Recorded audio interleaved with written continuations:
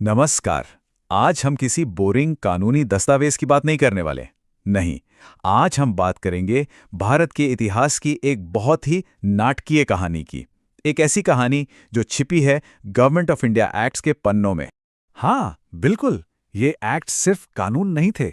ये तो धोखे, विश्वासघात, बलिदान और आखिर में एक ऐसी जीत की कहानी है जिसकी किसी ने उम्मीद नहीं की थी। तो चलिए इस कहानी में जरा और गहराई से उतरते हैं। देखते हैं कि कैसे एक जाल आजादी की पहली सीढ़ी बन गया। तो कहानी शुरू होती है साल 1919 से। भारत में ना क्रांति की आग भड़क रही थी। अंग्रेजों को लगने लगा था कि भाई अब तो सब कुछ हाथ से निकलने वाला है। तो उन्होंने क्या किया? उन्होंने भारतीयों को शांत करने के लिए एक दिखावा किया, एक लॉलीपॉप दिया। नाम था गवर्नमेंट ऑफ इंडिया एक्ट 1919, जिसे मॉन्टेग्यू चेम्सफोर्ड रिफॉर्म्स भी कहते हैं। अब सवाल यह है कि इस एक्ट का सबसे बड़ा धोखा क्या था? वो था एक सिस्टम जिसका नाम था द्वैध शासन या डायरकी, मतलब डबल गवर्नमेंट, दो लोगों का राज। सुनने में तो ठीक लगता है ना, पर यह काम कैसे करता है? चलिए यही देखते हैं। तो हुआ ये कि जो भी प्रांतों के सब्जेक्ट्स थे उन्हें दो हिस्सों में बांट दिया।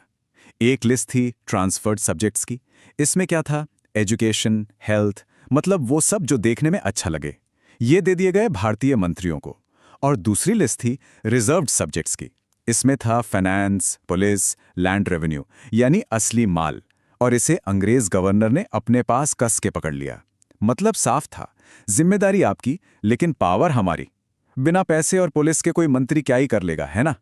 तो हाँ, ये धोखा तो था ही, लेकिन ऐसा भी नहीं कि सब कुछ बस धोखा ही था। इस एक्ट से कुछ और भी बड़े बदलाव आए। जैसे सेंटर में दो हाउस वाली पार्लियामेंट, यानी बाइकैमरलिज्म की शुरुआत हुई। हिस्ट्री में पहली बार डायरेक्ट इलेक्शंस हुए। और तो और लंदन में इंडिया के लिए एक हाई कमिश्नर का ऑफिस भी बनाया गया। अच्छा, तो अब कहानी में आगे बढ़ते हैं। देखिए, 1919 के एक्ट में एक वादा किया गया था। वादा ये था कि 10 साल बाद हम इस एक्ट को रिव्यू करेंगे, देखेंगे कि ये कितना काम कर रहा है। लेकिन अंग्रेजों को तो जल्दी थी। उन्होंने इंतजार नहीं किया और एक ऐसा कदम उठाया जिसने पूरे भारत के जख्मों पर नमक छिड़क दिया। हुआ ये कि 1927 में, यानी टाइम से 2 साल पहले ही, साइमन कमीशन बना दिया गया। और जानते हैं सबसे बड़ी चोट पहुंचाने वाली बात क्या थी? बात यह थी कि भारत का भविष्य तय करने वाले इस कमीशन में एक भी सिंगल इंडियन मेंबर नहीं था। सोचिए, ये तो हमारे स्वाभिमान पर सीधा हमला था। तो जाहिर है, जब यह कमीशन 1928 में भारत आया तो पूरे देश में विरोध की आग फैल गई। हर जगह साइमन गो बैक के नारे गूंज रहे थे। लाहौर में ऐसे ही एक प्रोटेस्ट को लीड कर रहे थे हमारे महान नेता लाला लाजपत राय। और वहां उन पर बेरहमी से लाठियां बरसाई गईं। और बस कुछ ही दिनों बाद इन्हीं चोटों की वजह से वो शहीद हो गए।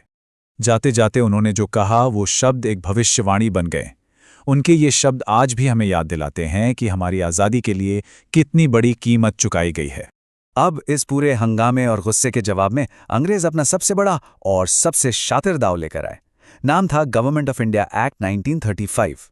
हाँ, ये वही एक्ट है जिसे अक्सर हमारे संविधान का ब्लूप्रिंट कहा जाता है। लेकिन असल में ये भी एक बहुत बड़ा भ्रम था। इस एक्ट में एक बड़ा मजेदार और अजीब सा कॉन्ट्रडिक्शन था। देखिए, एक तरफ तो इन्होंने प्रांतों से डायरकी को खत्म कर दिया और कहा कि लो तुम्हें दी प्रोविंशियल ऑटोनॉमी, यानी प्रांतीय स्वायत्तता। लेकिन दूसरी तरफ वही बेकार सिस्टम, वही डायरकी सेंटर में लागू कर दी। मतलब एक हाथ से पावर दी और दूसरे हाथ से गवर्नर को वीटो पावर देकर उस पावर की चाबी अपने पास ही रख ली। इस एक्ट ने एक और बड़ा काम किया। इसने पावर को 3 लिस्ट में बांटकर एक फेडरल स्ट्रक्चर की नींव रखी। एक थी फेडरल लिस्ट जो सेंटर के लिए थी, दूसरी थी प्रोविंशियल लिस्ट जो प्रांतों के लिए थी, और तीसरी थी कॉन्करेंट लिस्ट जिस पर दोनों कानून बना सकते थे। और मजे की बात यह है कि ये ढांचा आज भी हमारे संविधान का हिस्सा है। लेकिन कहानी में एक ट्विस्ट था, एक कैच था। वो सारे सब्जेक्ट्स जो इन तीनों लिस्ट में कहीं भी नहीं थे, जिन्हें रेसिड्यूरी पावर्स कहते हैं, वो सब किसको दी गई? वाइसरॉय को। मतलब असली कंट्रोल अभी भी अंग्रेजों के ही हाथ में था। और जिस डेमोक्रेसी का इतना ढिंढोरा पीटा जा रहा था, उसका सच जानते हैं क्या था? वोट देने का हक सिर्फ और सिर्फ लगभग 10% आबादी को मिला। सोचिए, 100 में से बस 10 लोग। ये कोई डेमोक्रेसी थी क्या? तो माना कि ये एक जाल था, लेकिन इस जाल से कुछ अच्छी चीजें भी निकली। इसी एक्ट ने कुछ ऐसी संस्थाओं की नींव रखी जो आज भी हमारे देश की रीढ़ की हड्डी हैं, जैसे हमारा reserve bank of India RBI, federal court जो बाद में हमारा सुप्रीम कोर्ट बना, और पब्लिक सर्विस कमीशन भी। और अब आते हैं इस कहानी के सबसे दिलचस्प, सबसे आयरॉनिकल मोड़ पर। सवाल यह है कि अंग्रेजों का बिछाया हुआ ये जाल आखिर भारत के लिए आज़ादी की चाबी कैसे बन गया। देखिए, इन एक्ट्स में हजार कमियां थीं, लेकिन इन्होंने एक बहुत जरूरी काम किया। इन्होंने हमारे नेताओं को सरकार चलाने का पहला प्रैक्टिकल एक्सपीरियंस दिया। उन्हें पहली बार फर्स्ट हैंड पता चला कि एडमिनिस्ट्रेशन कैसे चलता है, बजट कैसे बनते हैं, कानून बनाने की पूरी प्रोसेस क्या होती है। तो अंग्रेजों ने तो हमें एक बहुत ही कॉम्प्लिकेटेड और फ्लॉड ब्लूप्रिंट दिया था। उनका प्लान तो यही था कि एक ऐसा सिस्टम बनाओ जिस पे उनका कंट्रोल हमेशा बना रहे। लेकिन हुआ क्या? हुआ इसका ठीक उल्टा। हमारे लीडर्स ने उसी ब्लूप्रिंट को उठाया, उसकी कमियों को सुधारा और उसी की नींव पर एक आज़ाद भारत का मजबूत संविधान खड़ा कर दिया। तो ये सवाल सोचने पर मजबूर करता है ना, कि कैसे एक जाल जो हमें फंसाने के लिए बिछाया गया था, हमारे स्वतंत्रता सेनानियों की समझदारी और दूर की सोच की वजह से आज़ादी का ब्लूप्रिंट बन गया। शायद ये कहानी यही सिखाती है कि कभी-कभी सबसे बड़े धोखे में ही सबसे बड़ा मौका छिपा होता है।